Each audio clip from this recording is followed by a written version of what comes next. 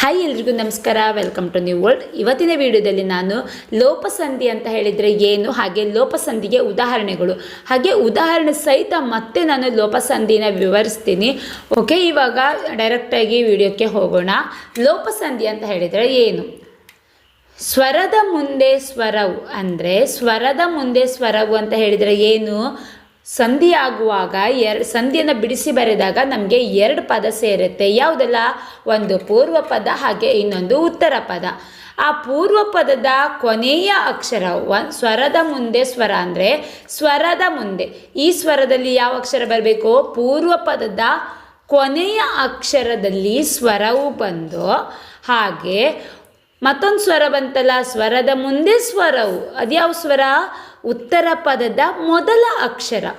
ಪೂರ್ವ ಪದದ ಕೊನೆಯ ಅಕ್ಷರದಲ್ಲಿ ಸ್ವರಾಕ್ಷರ ಬಂದು, ಹಾಗೆ ಉತ್ತರ ಪದದ ಮೊದಲ ಅಕ್ಷರ ಸ್ವರಾಕ್ಷರವಾಗಿದ್ದರೆ, ಸರಿ ಮಾಡಿ ನೆನ್ಪಿಟ್ಕೊಳ್ಳಿ, ಪೂರ್ವ ಪದದ ಕೊನೆಯ ಅಕ್ಷರದ ಉಚ್ಚಾರಣೆಯಲ್ಲಿ ಸ್ವರಾಕ್ಷರ ಬರಬೇಕು, ಆದರೆ ಉತ್ತರ ಪದದ ಮೊದಲ ಅಕ್ಷರವೇ ಸ್ವರಾಕ್ಷರವಾಗಿರಬೇಕು.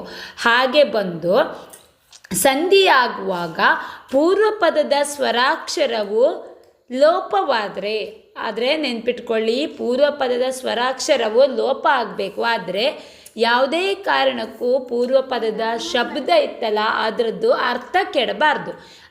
ಅದೇ ಅರ್ಥ ಬರಬೇಕು ಸಂಧಿಯಾಗುವಾಗ. ಆದರೆ ಆ ಪೂರ್ವ ಪದದ ಕೊನೆಯ ಅಕ್ಷರದ ಸ್ವರಾಕ್ಷರವು ಲೋಪವಾದರೆ, ಲೋಪ ಅಂದರೆ ಮಾಯವಾದರೆ, ಅದನ್ನು ನಾವು ಲೋಪಸಂಧಿ ಅಂತ ಹೇಳ್ತೇವೆ. ಇವಾಗ ನೋಡಿ, ಉದಾಹರಣೆ ಸಹಿತ ನಿಮ್ಗೆ ಹೇಳುವಾಗ ಅರ್ಥ ಆಗುತ್ತೆ. ಪೂರ್ವ ಪದ, ಉತ್ತರ ಪದ, ಹಾಗೆ ಸಂಧಿ ಪದ. ಇಲ್ಲಿ ನಾನು ತುಪ್ಪಳದಂತೆ ಇದನ್ನು ಬಿಡಿಸಿ ಹೇಳಿದಾಗ ಏನಾಗುತ್ತೆ? ತುಪ್ಪಳದ ಕೂಡಿಸು ಅಂತೆ ತುಪ್ಪಳದಂತೆ.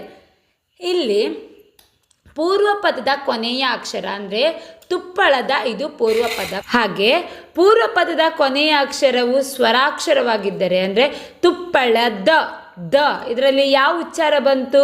ಅ. ದಲ್ಲಿ ಯಾವ ಉಚ್ಚಾರ ಬಂತು? ದ ಅಲ್ವಾ? ಅ. ಹಾಗೆ ಅಂತೆ, ಉತ್ತರ ಪದದ ಮೊದಲ ಅಕ್ಷರ. ಅಂತೆಯಲ್ಲಿ ಮೊದಲ ಅಕ್ಷರ ಯಾವುದು? ಅ. ತುಪ್ಪಳದ, ಇದರ ಪೂರ್ವ ಪದದ ಕೊನೆಯ ಅಕ್ಷರದಲ್ಲಿ ಯಾವ ಸ್ವರಾಕ್ಷರ ಬಂತು? ತುಪ್ಪಳದ. ದಲ್ಲಿ ಅ ಬಂತು ಅಲ್ವಾ? ಹಾಗಾಗಿ ಅ. ಅಂತೆ ಇದರಲ್ಲಿ ಮೊದಲ ಅಕ್ಷರ ಅ. ಆದರೆ ಇದು ಸಂಧಿಯಾಗುವಾಗ ಏನಾಯಿತು? ತುಪ್ಪಳದಂತೆ, ತುಪ್ಪಳದ ಅ ಕೂಡಿಸು ಅಂತೆ ಅ.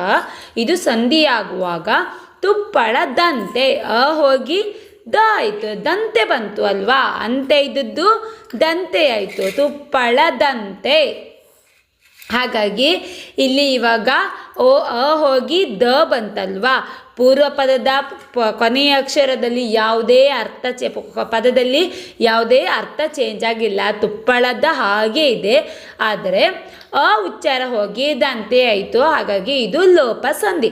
ಎರಡೂ ಸ್ವರಾಕ್ಷರಗಳು, ಪೂರ್ವ ಪದದಲ್ಲಿ ಸ್ವರಾಕ್ಷರ, ಉತ್ತರ ಪದದಲ್ಲಿ ಸ್ವರಾಕ್ಷರ, ಸಂಧಿಯಾಗುವಾಗ ಯಾವುದೇ ಅರ್ಥ ಚೇಂಜ್ ಆಗದೆ ಪೂರ್ವ ಪದದ ಕೊನೆಯ ಅಕ್ಷರದಲ್ಲಿ ಸ್ವರಾಕ್ಷರ ಹೋದರೆ ಅದು ಲೋಪಸಂಧಿ. ಓಕೆ, ಇವಾಗ ನೆಕ್ಸ್ಟ್ ಉದಾಹರಣೆನ ನೋಡೋಣ. ಅಲ್ಲಿದ್ದೇನೆ, ಇದನ್ನು ಬಿಡಿಸಿ ಬರೆದಾಗ ಏನಾಯಿತು? ಅಲ್ಲಿ ಕೂಡಿಸು ಇದ್ದೇನೆ, ಅಲ್ಲಿದ್ದೇನೆ. ಅಲ್ಲಿ ಇದರಲ್ಲಿ ಪೂರ್ವ ಪದದ ಕೊನೆಯ ಅಕ್ಷರದಲ್ಲಿ ಯಾವ ಸ್ವರಾಕ್ಷರ ಸೇರಿಕೊಂಡಿತ್ತು? ಅಲ್ಲಿ, ಇ. ಅಲ್ಲಿ, ಲಿಯಲ್ಲಿ ಲಿ ಅಂದರೆ ಲಕ್ಕೆ ಈ ಸ್ವರಾಕ್ಷರ ಸೇರಿದೆ ಅಲ್ವಾ? ಹಾಗಾಗಿ ಈ ಬಂತು. ಇದ್ದೇನೆ, ಉತ್ತರ ಪದದ ಮೊದಲ ಅಕ್ಷರ ಇದ್ದೇನೆ, ಇ.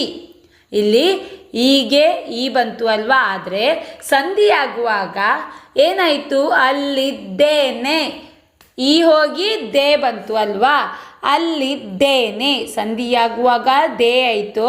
ಆದರೆ ನೆನ್ಪಿಟ್ಕೊಳ್ಳಿ, ಇಲ್ಲಿ ಯಾವುದೇ ಅರ್ಥ ಹಾಳಾಗಿಲ್ಲ. ಅಲ್ಲಿ ಇದ್ದದ್ದು ಇಲ್ಲೂ ಅಲ್ಲಿನೇ ಇದೆ ಅಲ್ವಾ? ಅಲ್ಲಿದ್ದೇನೆ, ಅಲ್ಲಿ ಇದ್ದೇನೆ, ಸೇಮ್ ಹಾಗೆ ಇದೆ ಅಲ್ವಾ? ಆದರೆ ಅಲ್ಲಿ ಈ ಹೋಗಿ ಅಲ್ಲಿದ್ದೇನೆ ಆಯಿತು.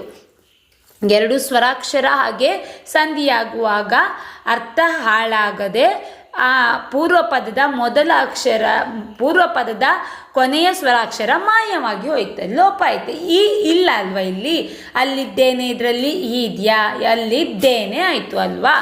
ಓಕೆ, ಇವಾಗ ನೆಕ್ಸ್ಟ್ ಲೆಕ್ಕನ ನೋಡೋಣ. ಇವನೊಬ್ಬ, ಇದನ್ನು ಬಿಡಿಸಿ ಬರೆದಾಗ ಏನಾಯಿತು, ಇವನು ಕೂಡಿಸು ಒಬ್ಬ, ಇವನೊಬ್ಬ. ಇವನು ಪೂರ್ವ ಪದದ ಕೊನೆಯ ಅಕ್ಷರದಲ್ಲಿ ಸ್ವರ, ಇವನು ಉ ಬಂತು ಅಲ್ವಾ. ಉತ್ತರ ಪದದ ಮೊದಲ ಅಕ್ಷರ ಓ, ಒಬ್ಬ ಓ. ಇವನೊಬ್ಬ, ಇವನು ಇದ್ದಿದ್ದು ಇವನೋ ಆಯಿತು ಅಲ್ವಾ. ಇವನೊಬ್ಬ, ಇವನೊಬ್ಬ, ಯಾವುದೇ ರೀತಿ ಅರ್ಥ ಚೇಂಜ್ ಆಗಿಲ್ಲ. ಇವನು ಒಬ್ಬ, ಇವನೊಬ್ಬ, ಎರಡು ಒಂದೇ ಅಲ್ವಾ. ಇವನೊಬ್ಬ, ಇವನೊಬ್ಬ, ದೊರೆ ಹೇಳ್ತೀವಿ ಅಲ್ವ ನಾವು. ಇವನೊಬ್ಬ, ಇವನು ಒಬ್ಬ ಅಂತ ಹೇಳಿದ್ರು ಒಂದೇ, ಇವನೊಬ್ಬ ಅಂತ ಹೇಳಿದ್ರು ಅರ್ಥ ಒಂದೇ ಅಲ್ವಾ.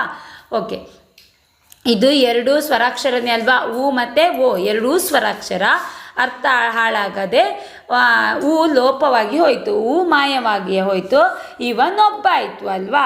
ಓಕೆ, ಇವಾಗ ನೆಕ್ಸ್ಟ್ ಉದಾಹರಣೆಯನ್ನು ನೋಡೋಣ. ಬೆಳ್ಳಗಾಗಿ, ಬೆಳ್ಳಗಾಗಿ ಇದನ್ನು ಬಿಡಿಸಿ ಬರೆದಾಗ ಏನಾಯಿತು, ಬೆಳ್ಳಗ್ಗೆ ಕೂಡಿಸು ಆಗಿ, ಸಾರಿ ಇಲ್ಲಿ ಆಗೆ ಅಂತ ಆಗಿದೆ, ಆಗಿ. ಬೆಳ್ಳಗ್ಗೆ ಕೂಡಿಸು ಆಗಿ, ಬೆಳ್ಳಗಾಗಿ. ಬೆಳ್ಳಗ್ಗೆ ಯಾವ ಸ್ವರಾಕ್ಷರ ಬಂತು, ಎ, ಗೆ, ಎ ಬಂತು ಅಲ್ವಾ. ಹಾಗೆ ಉತ್ತರ ಪದದ ಮೊದಲ ಅಕ್ಷರ ಯಾವುದು, ಆಗಿ ಆ. ಬೆಳ್ಳಗ್ಗೆ ಗಕ್ಕೆ ಎ ಸೇರಿ ಸ್ವರಾಕ್ಷರ ಸೇರಿ ಗೆ ಆಗಿದ್ದು, ಹಾಗೆ ಉತ್ತರ ಪದದ ಮೊದಲ ಅಕ್ಷರ ಆ. ನಂತರ ಸಂಧಿ ಆಗುವಾಗ ಏನಾಯಿತು, ಬೆಳ್ಳಗಾಗಿ. ಬೆಳ್ಳಗ್ಗೆ ಇದ್ದಿದ್ದು ಬೆಳ್ಳಗಾಗಿ ಆಯಿತು ಅಲ್ವಾ.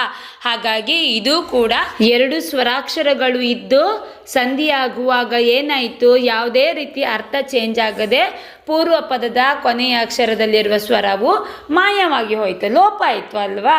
ಹಾಗಾಗಿ ಬೆಳ್ಳಗಾಗಿನೂ ಕೂಡ ಲೋಪ ಸಂಧಿ. ಓಕೆ, ನಾನು ಹಿಂದಿನ ವಿಡಿಯೋದಲ್ಲಿ ಲೋಪ ಸಂಧಿ ಅಂತ ಹೇಳಿದರೆ ಏನು, ಹಾಗೆ ಉದಾಹರಣೆ ಸಹಿತ ವಿವರಿಸಿದ್ದೀನಿ. ಹಾಗೆ ಎಕ್ಸ್ಟ್ರಾ ನಾನು ಲೋಪ ಸಂಧಿಗೆ 50 ಉದಾಹರಣೆಗಳನ್ನು ಹಾಕಿದ್ದೆ ಅಂತ ಅಂದ್ಕೊಂಡಿದ್ದೀನಿ. ಬೇಕಾದರೆ ಚೆಕ್ ಮಾಡಿ. ಹಾಗೆ ಒಂದು ವೇಳೆ ಸಿಗಲಿಲ್ಲ ಅಂತ ಹೇಳಿದರೆ ನನಗೆ ಕಮೆಂಟ್ ಮಾಡಿ, ನಾನು ಮತ್ತೆ ವಿಡಿಯೋಸ್ನ ಹಾಕ್ತೀನಿ. ಹಾಗೆ ಇವಾಗ ಒಂದು ನಾನು ಶಬ್ದ ಹೇಳ್ತೀನಿ, ಅದನ್ನು ಬಿಡಿಸಿ ಬರೆದು ಯಾವ ಸಂಧಿ ಅಂತ ಹೇಳಿ ನನಗೆ ಕಮೆಂಟ್ ಮಾಡಿ. ಬೇರೊಬ್ಬ, ಬೇರೊಬ್ಬ, ಇದನ್ನು ಬಿಡಿಸಿ ಇದು ಯಾವ ಸಂಧಿ ಅಂತ ಹೇಳಿ ನನಗೆ ಕಮೆಂಟ್ ಮಾಡಿ. ಸರಿನಾ ತಪ್ಪಾ ಅಂತ ಹೇಳಿ ನಾನು ನಿಮಗೆ ರಿಪ್ಲೈ ಮಾಡಿ. ಹಾಗೆ ನಿಮಗೆ ಎಜುಕೇಷನ್ಗೆ ಸಂಬಂಧಪಟ್ಟ ಯಾವುದೇ ರೀತಿಯ ಪ್ರಬಂಧ, ಭಾಷಣ, ಏನೇ ಮ್ಯಾಥ್ಸ್ ಏನೇ ಡೌಟ್ಸ್ ಇದ್ದರೂ ಅಥವಾ ಪ್ರಬಂಧ ಭಾಷಣ ನಿಮ್ಗೆ ಏನೇ ಬೇಕು ಅಂತ ಹೇಳಿ ಇದ್ದರೂ ನನಗೆ ಕಮೆಂಟ್ ಮಾಡಿ, ನಾನು ನಿಮಗೆ ಮಾಡಿ ಹಾಕ್ತೀನಿ. ಓಕೆ, ಮುಂದಿನ ವಿಡಿಯೋದಲ್ಲಿ ನಾನು ಆಗಮ ಸಂಧಿ ಅಂತ ಹೇಳಿದರೆ ಏನು, ಹಾಗೆ ಉದಾಹರಣೆ ಸಹಿತ ವಿವರಿಸ್ತೀನಿ. Thank you. ಹಾಗೆ ಇಷ್ಟ ಆದರೆ ಲೈಕ್ ಕೊಟ್ಟು ಶೇರ್ ಮಾಡಿ, ಸಬ್ಸ್ಕ್ರೈಬ್ ಮಾಡಿ. Thank you.